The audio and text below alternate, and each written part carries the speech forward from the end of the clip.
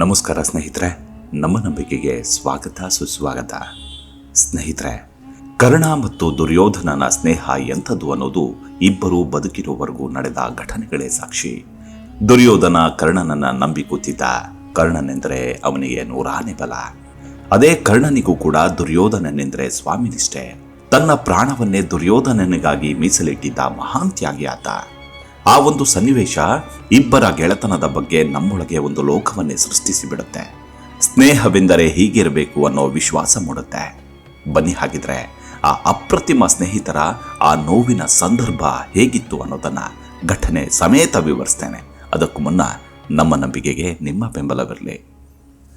ಸ್ನೇಹಿತರೆ, ಅದು ಕುರುಕ್ಷೇತ್ರ ಯುದ್ಧದ 10ನೇ ದಿನ. ಭೀಷ್ಮ ಪಿತಾಮಹರೇ ಬಿಲ್ಲು ಹಿಡಿದು ಯುದ್ಧಕ್ಕೆ ನಿಂತಾಗ, ಶ್ರೀಕೃಷ್ಣನ ಯೋಜನೆಯಂತೆ ಅಂಬೆ ಶಿಖಂಡಿಯ ರೂಪದಲ್ಲಿ ನಿಂತಾಗ, ಯುದ್ಧ ಮಾಡುವುದಿಲ್ಲವೆಂದು ತನ್ನ ಬಿಲ್ಲನ್ನ ಕೆಳಕ್ಕಿಳಿಸಿದ ಭೀಷ್ಮರನ್ನ ಹೊಡೆದುರುಳಿಸು ಎಂದ ಮಾಧವನ ಮಾತಿನಂತೆ ಅರ್ಜುನ ಒಂದೇ ಸಮನೆ ಬಾಣಗಳ ಸುರಿಮಳೆಗರೆದ.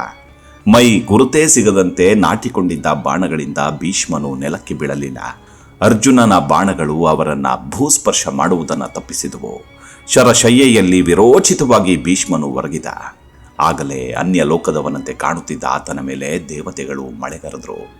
ಗಂಗಾಪುತ್ರನಾದ ಈತನು ಮನುಷ್ಯರಲ್ಲೆಲ್ಲ ಉತ್ತಮವಾದವನು.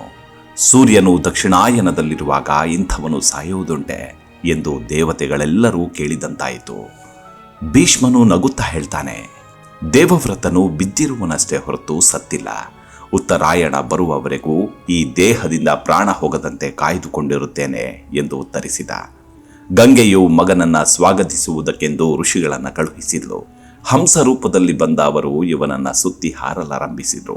ಭೀಷ್ಮನು ತಾನು ಉತ್ತರಾಯಣವನ್ನ ಕಾಯುವುದಾಗಿಯೂ, ಇಲ್ಲದಿದ್ದರೆ ತನ್ನ ಪೂರ್ವ ರೂಪವು ತನಗೆ ಸಿಗುವುದಿಲ್ಲ, ಹಾಗಾಗಿ ಈ ಸಂಗತಿಯನ್ನ ತನ್ನ ತಾಯಿ ಗಂಗೆಗೆ ತಿಳಿಸಬೇಕೆಂದು ಅವರನ್ನ ಕೇಳಿಕೊಂಡ. ಅದಕ್ಕೆ ಹಾಗೆಯೇ ಆಗಲೆಂದು ಆ ಹಂಸಗಳು ಆಶೀರ್ವದಿಸಿ ಹಾರಿ ಹೋದವು. ಭೀಷ್ಮನು ಬಿದ್ದದ್ದು ಎಲ್ಲರನ್ನೂ ಸ್ತಬ್ಧರನ್ನಾಗಿಸಿತ್ತು. ಅವನ ಸುತ್ತಲೂ ನೆರೆದ ಪಾಂಡವ ಕೌರವರೆಲ್ಲರೂ ಮಕ್ಕಳಂತೆ ಆದರು. ದುರ್ಯೋಧನನ ಸ್ಥಿತಿಯಂತೂ ನೋಡುವ ಹಾಗೆ ಇರಲಿಲ್ಲ. ಈ ವಿಷಯ ತಿಳಿದ ದ್ರೋಣರು ಇದ್ದಲ್ಲಿಯೇ ಮೂರ್ಛೆ ಹೋದರು. ಎಚ್ಚೆತ್ತ ಕೂಡಲೇ ಯುದ್ಧವು ಮುಗಿಯಿತೆಂದು ಘೋಷಿಸಿ ಸೈನ್ಯವನ್ನ ಹಿಂದಕ್ಕೆ ಕರೆಸಿದ್ರು. ನೆರೆದಿದ್ದ ವೀರರೆಲ್ಲರನ್ನೂ ಭೀಷ್ಮನು ಸ್ವಾಗತಿಸಿ ಕುಶಲ ಪ್ರಶ್ನೆ ಮಾಡಿದ್ರು.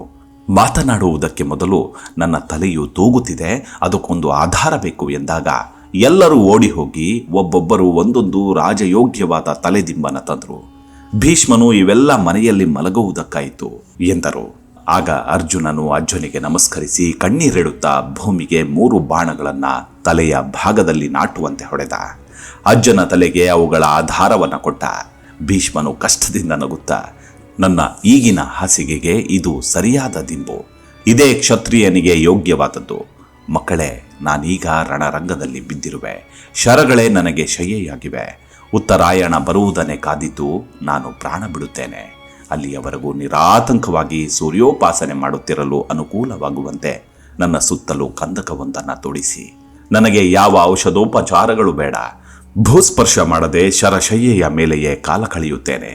ನಾನು ಸತ್ತ ಮೇಲೆ ನನ್ನ ಜೊತೆಗೆ ಈ ಶರಗಳು ಸುಟ್ಟು ಹೋಗಲಿ ಎಂದ. ಅವನಿಗೆ ಬಹಳ ಆಯಾಸವಾಗಿತ್ತು. ನೆರೆದಿದ್ದ ವೀರರೆಲ್ಲರೂ ಅಲ್ಲಿಂದ ತೆರಳುತ್ತಾರೆ. ರಾತ್ರಿಯಾಗಿತ್ತು. ಅಜ್ಜನ ಪಕ್ಕದಲ್ಲಿ ದುರ್ಯೋಧನನು ಕುಳಿತಿದ್ದ. ಗಾಯಗಳ ನೋವಿನಿಂದ ಭೀಷ್ಮ ನರಳುತ್ತಿದ್ರು. ಅವರಿಗೆ ತುಂಬಾ ಬಾಯಾರಿಕೆಯಾಗಿತ್ತು. ಬಾಯಾರಿಕೆ ಎಂದೊಡನೆ ದುರ್ಯೋಧನನು ತನ್ನ ಡೇರೆಯಿಂದ ವಿಧ ವಿಧವಾದ ಪಾನಕಗಳನ್ನು, ಮದ್ಯ ವಿಶೇಷಗಳನ್ನು, ತಣ್ಣೀರನ್ನು ತಂದ. ಭೀಷ್ಮನು ಅವುಗಳೆಲ್ಲವನ್ನ ನಿರಾಕರಿಸಿ ಅರ್ಜುನನನ್ನ ಬರಹೇಳು, ನಾನವನನ್ನ ನೋಡಬೇಕು ಎಂದ. ಅರ್ಜುನನು ಸಹೋದರರೊಂದಿಗೆ ಬಂದಾಗ, ಅರ್ಜುನ, ಮಗು ನನಗೆ ಬಾಯಾರಿಕೆ, ಅದನ್ನು ನೀಗಿಸಬಲ್ಲವನು ನೀನೊಬ್ಬನೇ ಎಂದರು. ಅರ್ಜುನನು ಹೋಗಿ ಗಾಂಡೀವವನ್ನು ತಂದು ಅಜ್ಜನಿಗೆ ನಮಸ್ಕರಿಸಿ ಪರ್ಜನ್ಯನನ್ನು ಅಭಿಮಂತ್ರಿಸಿ ಭೀಷ್ಮನ ತಲೆಯ ಬಳಿಯೇ ಒಂದು ಬಾಣವನ್ನು ಭೂಮಿಗೆ ಹೊಡೆದ. ಅಲ್ಲಿ ಭೂಮಿ ಬಾಯ್ಬಿಟ್ಟು ಅಮೃತದಂತೆ ಸುವಾಸಿತವಾದ ಸಿಹಿ ನೀರಿನ ಬುಗ್ಗೆಯೊಂದು ಹೊರಟು ಭೀಷ್ಮನ ಬಾಯಿಗೆ ಸರಿಯಾಗಿ ಸುರಿಯಿತು. ತನ್ನ ಮಗನ ಬಾಯಾರಿಕೆಯನ್ನ ನೀಗಿಸಲು ಗಂಗೆಯೇ ಅಲ್ಲಿ ಪ್ರತ್ಯಕ್ಷಳಾಗಿದ್ಲು. ಭೀಷ್ಮನು ತನ್ನೆಲ್ಲ ಮೊಮ್ಮಕ್ಕಳನ್ನ ನೋಡಿ, ಅರ್ಜುನ, ಕೃಷ್ಣ ಇಬ್ಬರಿಗೂ ಈ ಮಂತ್ರಾಸ್ತ್ರವು ಗೊತ್ತಿರುವುದು. ಅವರು ನರನಾರಾಯಣರು. ಮಗು ದುರ್ಯೋಧನ, ನಾನೀಗ ಬಿದ್ದು ಹೋದ ಮೇಲೆ ನೀನು ಗೆಲ್ಲುವ ಸಂಭವವೇ ಇಲ್ಲ. ನನ್ನ ಮಾತು ಕೇಳು. ನನ್ನ ಸಾವಿನೊಂದಿಗೆ ಈ ಶತ್ರುತ್ವ ಕೊನೆಗೊಳ್ಳಲಿ. ಪಾಂಡವರನ್ನ ಸೋಲಿಸಲು ಸಾಧ್ಯವಿಲ್ಲ. ನನ್ನ ಗುರುವೇ ಸೋಲಿಸಲಾಗದಿದ್ದ ನನ್ನನ್ನ ಈ ಅರ್ಜುನ ಸೋಲಿಸಿದ್ದಾನೆ. ಯುದ್ಧವನ್ನು ಇಲ್ಲಿಗೆ ನಿಲ್ಲಿಸದಿದ್ದರೆ ನೀವೆಲ್ಲರೂ ನಾಶವಾಗ್ತೀರಾ. ನನ್ನ ಮಾತನ್ನ ಕೇಳು. ಯುದ್ಧವನ್ನ ನಿಲ್ಲಿಸು ಎಂದಾಗ ದುರ್ಯೋಧನನು ಉತ್ತರಿಸದೆ ಸುಮ್ಮನೆ ಕುಳಿತ. ತನ್ನ ಮಾತಿಗೆ ಬೆಲೆ ಇಲ್ಲವೆಂದು ಭೀಷ್ಮನಿಗೆ ಗೊತ್ತಾಯಿತು. ನಂತರ ಅವರೆಲ್ಲರೂ ಅಜ್ಜನ ಪಾದಧೂಳಿಯನ್ನು ಹಣೆಗಿಟ್ಟುಕೊಂಡು ಒಬ್ಬೊಬ್ಬರಾಗಿ ಅಲ್ಲಿಂದ ಹೊರಟು ಹೋದರು. ಭೀಷ್ಮನು ಈ ಪ್ರಪಂಚದ ನೋವುಗಳೆಲ್ಲವನ್ನ ಮರೆತು ಕಣ್ಮುಚ್ಚಿ ಮನಸ್ಸನ್ನ ಭಗವಂತನ ಕಡೆಗೆ ತಿರುಗಿಸಿದ. ಭೀಷ್ಮನು ಬಿದ್ದು ಹೋದ ಸುದ್ದಿಯನ್ನು ಕೇಳಿ ರಾಧೇಯನಿಗೆ ಆಘಾತವಾಯಿತು. ಮಾತಿಲ್ಲದೆ ಕುಳಿತು ಬಿಟ್ಟ. ಅವನ ಡೇರೆಗೆ ದುರ್ಯೋಧನ ಬಂದಾಗಲೇ ಅವನಿಗೆ ಜ್ವರ. ಮಿತ್ರರಿಬ್ಬರು ಪರಸ್ಪರ ಆಲಂಗಿಸಿಕೊಂಡು ಕಣ್ಣೀರಿಟ್ರು. ಇಲ್ಲಿಯವರೆಗೆ ದುರ್ಯೋಧನನಿಗೆ ತನ್ನ ದುಃಖಕ್ಕೆ ಅಭಿವ್ಯಕ್ತಿಯನ್ನು ಕೊಡಲಾಗಿರಲಿಲ್ಲ. ಈಗ ಅವನು ಮನಃಪೂರ್ವಕವಾಗಿ ಅತ್ತ. ತೀರಾ ಹಣ್ಣಾಗಿದ್ದ ಅವನನ್ನ ರಾಧೇಯನು ತನ್ನ ಹಾಸಿಗೆಯ ಮೇಲೆ ಮಲಗಿಸಿ ಮೃದು ಮಾತುಗಳನ್ನಾಡುತ್ತಾ ಉಪಚರಿಸಿದ. ಪ್ರಕೃತಿ ಮಾತೆ ಕೊನೆಗೂ ದುರ್ಯೋಧನನ ಮೇಲೆ ದಯೆ ತೋರಿ ನಿದ್ರೆಯನ್ನ ಅನುಗ್ರಹಿಸಿದ್ಲು. ಎಷ್ಟೋ ದಿನಗಳ ನಂತರ ದುರ್ಯೋಧನ ಮಗುವಿನಂತೆ ನಿದ್ರೆ ಮಾಡಿದ್ದ. ಬಳಿಯಲ್ಲಿ ಕುಳಿತಿದ್ದ ರಾಧೇಯ ತನ್ನ ಮಿತ್ರನನ್ನೇ ನೋಡುತ್ತಾ ಕುಳಿತಿದ್ದ. ಇವನೇ ನನ್ನ ಸರ್ವಸ್ವ. ಇವನಿಗಾಗಿ ಇನ್ನು ಕೆಲವೇ ದಿನಗಳಲ್ಲಿ ನಾನು ಜೀವವನ್ನು ಕೊಡಬೇಕು. ಮಿತ್ರನೊಂದಿಗಿನ ಈ ಕೆಲವು ಕ್ಷಣಗಳು ಅವನಿಗೆ ಮಾರನೇ ದಿನ ಪಾಂಡವರನ್ನೆದುರಿಸಲು ಶಕ್ತಿಯನ್ನು ತಂದಿದ್ವು. ಹೌದು, ನಾಳೆ ನನ್ನ ಪ್ರೀತಿಯ ತಮ್ಮಂದಿರನ್ನ ರಣರಂಗದಲ್ಲಿ ಎದುರಿಸಬೇಕು. ಎಷ್ಟೋ ಹೊತ್ತು ಹಾಗೆಯೇ ಕುಳಿತಿದ್ದ ರಾಧೇಯ ಎದ್ದು ಹೊರ ನಡೆದ. ಅದು ನಟ್ಟ ನಡುರಾತ್ರಿ. ಎಲ್ಲೆಲ್ಲೂ ಮೌನ ಕವಿದಿತ್ತು. ರಾಧೇಯನು ದಾಪುಗಾಲಿಡುತ್ತಾ ನಡೆದವನೇ ಕುರು ಪಿತಾಮಹರು ಬಿದ್ದಿದ್ದ ಸ್ಥಳಕ್ಕೆ ಬಂದ. ಮನಸ್ಸೊಂದು ಚಕ್ರತೀರ್ಥವಾಗಿತ್ತು. ತನ್ನನ್ನು ಕಂಡರಾಗದ ಭೀಷ್ಮನಲ್ಲಿಗೆ ತುಂಬ ಹಿಂಜರಿಯುತ್ತಾ ಬಂದ. ಶರಶಯ್ಯೆಯಲ್ಲಿ ಮಲಗಿದ್ದರೂ ದಿವ್ಯ ತೇಜಸ್ಸಿನಿಂದ ಕಂಗೊಳಿಸುತ್ತಿದ್ದ ಅಜ್ಜ ಭೀಷ್ಮ ಪಿತಾಮಹನನ್ನ ಕ್ಷಣಕಾಲ ನೋಡುತ್ತಾ ನಿಂತ. ಹೃದಯವು ಕಿತ್ತು ಬರುವಂತಾಯಿತು. ಈ ಮಹಾಪುರುಷನನ್ನ ಅರ್ಜುನನು ಹೊಡೆದುರುಳಿಸಿರುವನೇ, ಯಾವ ಸುಖಕ್ಕೆ ಎಂದು ಕಣ್ಣೀರಿಡುತ್ತಾ ತನಗೂ ಅಜ್ಜನಾದ ಅವನ ಪಾದಗಳನ್ನು ಹಿಡಿದುಕೊಂಡ. ಭೀಷ್ಮನು ಕಣ್ತೆರೆದು, ಯಾರಪ್ಪ, ಯಾರು ನೀನು? ನನ್ನನ್ನು ನೋಡಿ ಮಾತನಾಡಲಾಗದೆ ಸಂಕಟ ಪಡುತ್ತಿರುವೆ. ಕತ್ತಲು ಬೇರೆ ಕಾಣಿಸದು, ಹತ್ತಿರ ಬಾ ಎಂದಾಗ, ಅಜ್ಜ, ನಾನು ರಾಧೇಯ, ನೀನೆಂದು ಇಷ್ಟಪಡದ ದುರದೃಷ್ಟಶಾಲಿ. ನಿನ್ನನ್ನು ವಂದಿಸಿ ಹೋಗೋಣವೆಂದು ಬಂದೆ. ಮೊದಲೇ ಬಂದಿದ್ದರೆ ಇತರರ ಮುಂದೆ ನಿನ್ನ ಅವಮಾನದ ಮಾತುಗಳನ್ನು ಕೇಳಬೇಕಾಗುತ್ತಿತ್ತೆಂದು ಹೆದರಿದೆ ಎಂದ. ಭೀಷ್ಮನ ಕಣ್ಣುಗಳು ತುಂಬಿ ಬಂದುವು. ಅವನು ರಾಧೇಯನನ್ನ ಪ್ರೀತಿಯಿಂದ ನೋಡುತ್ತಾ ತಂದೆಯು ಮಗನನ್ನ ಹೇಗೋ ಹಾಗೆ ಆಲಂಗಿಸಿ, ಇಲ್ಲ ಮಗು, ನೀನು ತಪ್ಪು ತಿಳಿದಿರುವೆ. ನನ್ನ ಮೊಮ್ಮಗನಾದ ನಿನ್ನನ್ನು ನಾನೆಂದೂ ದ್ವೇಷಿಸಲಿಲ್ಲ ಎನ್ನಲು ರಾಧೇಯನು, ಹೌದು ಅಜ್ಜ, ಹೌದು, ನಾನು ಕುಂತಿಯ ಹಿರಿಯ ಮಗ ಎಂಬುದನ್ನು ಹಸ್ತಿನಾಪುರಕ್ಕೆ ಬಂದಾಗ ಕೃಷ್ಣನು ನನಗೆ ಹೇಳ್ದ. ಆದರೆ ನಿನಗೆ ಹೇಗೆ ಗೊತ್ತು ಎಂದು ಪ್ರಶ್ನಿಸಿದ. ಭೀಷ್ಮನು ಬಹಳ ಹಿಂದೆಯೇ ವ್ಯಾಸನು ನನಗೂ ವಿದುರನಿಗೂ ಹೇಳಿದ್ದ. ಆದರೂ ಅದು ಅತ್ಯಂತ ರಹಸ್ಯವಾದ ಸಂಗತಿ ಎಂದು ನಾನು ತುಟಿ ಬಿಚ್ಚಿರಲಿಲ್ಲ. ಅಹಂಕಾರ ನಿನ್ನನ್ನು ಕುರುಡಾಗಿಸದಿರಲಿ ಎಂದು ನಾನು ನಿನ್ನನ್ನು ಆಗಾಗ್ಗೆ ಆ ಸ್ಥಾನದಲ್ಲಿಯೇ ಅವಮಾನಿಸುತ್ತಿದ್ದೆ ಅಷ್ಟೇ. ಪಾಂಡವರು ನಿನಗೆ ಯಾವ ಅಪರಾಧ ಮಾಡದಿದ್ದರೂ ಅವರನ್ನು ನೀನು ಅವಹೇಳನ ಮಾಡುತ್ತಿದ್ದೀಯಲ್ಲವೇ, ಅದು ನನಗೆ ಆಗುತ್ತಿರಲಿಲ್ಲ. ಪಾಂಡವರನ್ನು ಕಂಡರೆ ನನಗೆ ಪ್ರೀತಿಯೇ ಹೊರತು ನಿನ್ನ ಮೇಲಾಗಲಿ ದುರ್ಯೋಧನನ ಮೇಲಾಗಲಿ ಪ್ರೀತಿ ಇಲ್ಲ ಎಂದೇನಲ್ಲ. ನಿನ್ನ ಗೆಳತನವಿಲ್ಲದಿದ್ದರೆ ದುರ್ಯೋಧನ ಪಾಂಡವರನ್ನ ಅಷ್ಟೊಂದು ದ್ವೇಷಿಸ್ತಿರಲಿಲ್ಲ.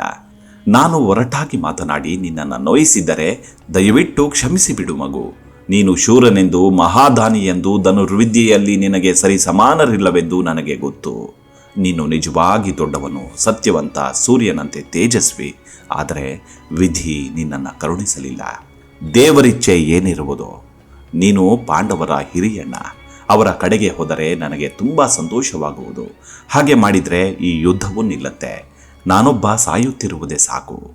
ಶತ್ರುತ್ವ ನನ್ನೊಂದಿಗೆ ಕೊನೆಗೊಳ್ಳಲಿ ಎಂದ. ಆಗ ಕರ್ಣ ಹೇಳ್ತಾನೆ, ಅಜ್ಜ, ಅದೊಂದು ಸಾಧ್ಯವಾಗಿದ್ದರೆ ಎಷ್ಟೋ ಚೆನ್ನಾಗಿರ್ತಿತ್ತು. ಆದರೆ ನಾವು ಬಯಸುವಂತೆ ಲೋಕವಿರೋದಿಲ್ಲ. ನಾನು ದುರ್ಯೋಧನನಿಗೆ ಅವನನ್ನು ಕೈ ಬಿಡುವುದಿಲ್ಲವೆಂದು ಮಾತು ಕೊಟ್ಟಿದ್ದೇನೆ. ನನ್ನ ಸರ್ವಸ್ವವು ಅವನಿಗೆ ಸಮರ್ಪಿತ.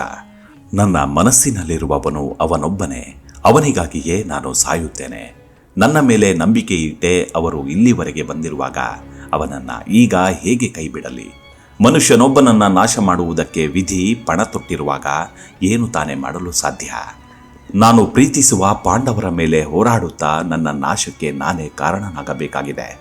ಕೃಷ್ಣನು ಭಗವಂತನೆಂಬುದು ನನಗೆ ಗೊತ್ತು. ಅವನು ನಮ್ಮೆಲ್ಲರ ಭವಿಷ್ಯವನ್ನು ಈಗಾಗಲೇ ನಿರ್ಧರಿಸಿದ್ದಾನೆ. ಕ್ಷತ್ರಿಯನಾದವನು ಹಾಸಿಗೆಯಲ್ಲಿ ಸಾಯಬಾರದು ತಾನೆ. ಲೋಕವು ನಾನು ಸೂತ ಪುತ್ರನೆಂದುಕೊಂಡಿರಬಹುದು, ಆದರೆ ನಿನಗೂ ನನಗೂ ನಾನು ಕ್ಷತ್ರಿಯನೆಂಬುದು ಗೊತ್ತು. ಅಜ್ಜ, ನಾನಾಡಿರುವ ಕೆಟ್ಟ ಮಾತುಗಳಿಗಾಗಿ ಕ್ಷಮಿಸಿ ನನ್ನನ್ನು ಆಶೀರ್ವದಿಸು ಎಂದು ಬೇಡುತ್ತೇನೆ ಎಂದು ನಮಸ್ಕರಿಸಿದ. ಭೀಷ್ಮನು ಆಲಂಗಿಸಿಕೊಂಡು, ಮಗು ನಿನ್ನಿಷ್ಟದಂತೆಯೇ ಮಾಡು. ಅಜ್ಜನು ಮೊಮ್ಮಗನ ಮೇಲೆ ಸಿಟ್ಟು ಮಾಡಿಕೊಳ್ಳುವನೇ, ನಿನಗೆ ಒಳ್ಳೆಯದಾಗಲಿ. ದಾಯಾದಿಗಳ ನಡುವೆ ಇರುವ ಈ ದ್ವೇಷವನ್ನು ಯಾರೂ ನಿವಾರಿಸಲಾರರು. ವೀರನಂತೆ ಯುದ್ಧ ಮಾಡಿ ಸ್ವರ್ಗವನ್ನು ಪಡೆ. ನಿನ್ನ ಕೀರ್ತಿ ಚಿರಸ್ಥಾಯಿಯಾಗಿರುವುದು. ಸ್ವರ್ಗದಲ್ಲಿ ನಾನು ನಿನ್ನನ್ನು ಸೇರಿಕೊಳ್ಳುವೆ ಎಂದ. ರಾಧೇಯನು, ಅಜ್ಜ, ನೀನು ನನಗೊಂದು ವರವನ್ನು ಕರುಣಿಸಬೇಕು. ನನ್ನ ಜನ್ಮ ರಹಸ್ಯವು ನನ್ನ ಜೊತೆಗೆ ಸಾಯಬೇಕು. ನೀನು ದಯವಿಟ್ಟು ಅದನ್ನು ಯಾರಿಗೂ ಹೇಳಬಾರದು ಎಂದಾಗ ಭೀಷ್ಮನು, ನಿನ್ನ ನಂತರ ನಾನು ಅದನ್ನು ದುರ್ಯೋಧನನಿಗೆ ಮಾತ್ರ ಹೇಳ್ತೇನೆ. ಅವನಿಗೆ ನಿನ್ನ ಪ್ರೇಮವು ಎಷ್ಟು ಅಗಾಧವಾದದ್ದೆಂದು ತಿಳಿಯಲಿ.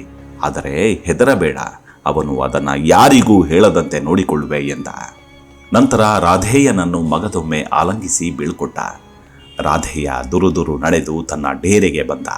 ದುರ್ಯೋಧನನು ಇನ್ನೂ ನಿದ್ರಿಸುತ್ತಿದ್ದದನ್ನು ನೋಡಿ ಸಮಾಧಾನದಿಂದ ಅವನ ಬಳಿಯಲ್ಲೇ ಕೂತು ಅವನ ತಲೆ ನೇವಾರಿಸಿ ತಾನು ಸದ್ದಿಲ್ಲದೆ ಮಲಗಿದ. ನಕ್ಷತ್ರವೊಂದು ಕತ್ತಲಿನಲ್ಲಿ ಮಿನುಗುತ್ತಿದ್ದು ಡೇರೆಯ ಸಂದಿಯಲ್ಲಿ ಕಾಣಿಸುತ್ತಿತ್ತು.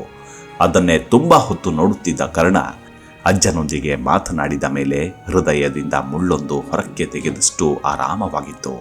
ಅಜ್ಜನಿಗೂ ತನ್ನ ಮೇಲೆ ಪ್ರೀತಿ ಇತ್ತೆಂದು ತಿಳಿದು ಅವನಿಗೆ ಸಮಾಧಾನವಾಯಿತು. ಮನಸ್ಸು ನಿರಮ್ಮಳವಾಯಿತು. ಬಳಲಿದ ಕಣ್ಣುಗಳಿಗೆ ಬಹುಬೇಗನೆ ನಿದ್ರೆಯಾವರಿಸಿತು. ಸೂರ್ಯನು ಮತ್ತೊಂದು ರಕ್ತಪಾತದ ದಿನವನ್ನು ಬೆಳಗಿಸುವವರೆಗೆ ಮಿತ್ರರಿಬ್ಬರೂ ಒಂದೇ ಹಾಸಿಗೆಯಲ್ಲಿ ಮಲಗಿದ್ರು. ಮುಂದೆ ನಡೆದದ್ದು ಇಬ್ಬರು ಗೆಳೆಯರ ಸ್ನೇಹದಾಟ. ಅದು ಭಗವಂತನ ದ್ಯೂತವಾಗಿತ್ತು. ಮುಂದಿನ ಎಪಿಸೋಡ್ನಲ್ಲಿ ಮತ್ತೆ ಸಿಗೋಣ. ಅಲ್ಲಿವರೆಗೂ ನಿಮ್ಮ ಆರೋಗ್ಯದ ಕಡೆ ಗಮನವಿರಲಿ. Take care. ನಮಸ್ಕಾರ.